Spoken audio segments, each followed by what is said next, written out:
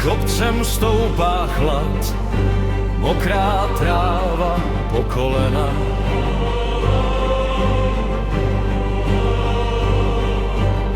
V korunách hučí vítr, žádná cesta vyznačená.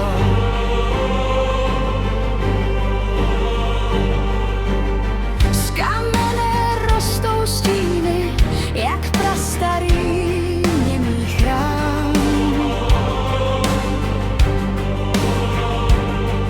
Jen prázdné okenní rámy hlídají mlhu a sám tam stál.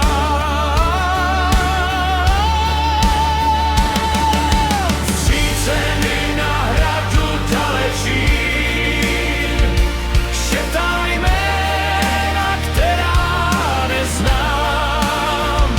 V každé spáře schovaný stín a přísahy, co už neplatí nám. Dotýkám se studených stín a v prstech pálí dávný dým. Zříceny na hradu dalečín, mlčí hlasem všech, co odešli s ním.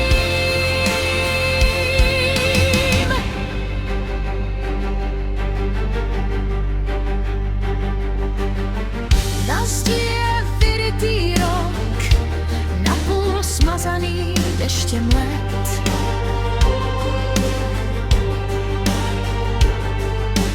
Vedle srdce a kříže něčí malý, velký svět.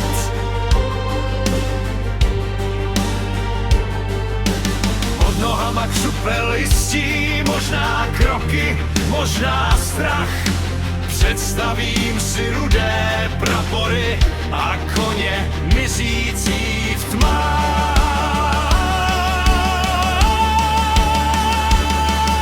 Vříceny na hradu dalečín, šeptá jména, která neznám. V každé spáře schovaný stín a přísahy, co už neplatí nám.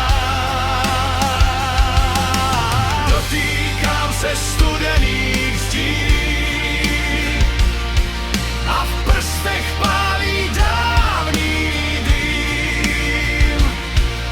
Zříceny na hradu dalečín, mlčí hlasem všech, co odešli s ním. Kdo tu stál Před stovkou zim, kdo se bál, když hořel dvůr.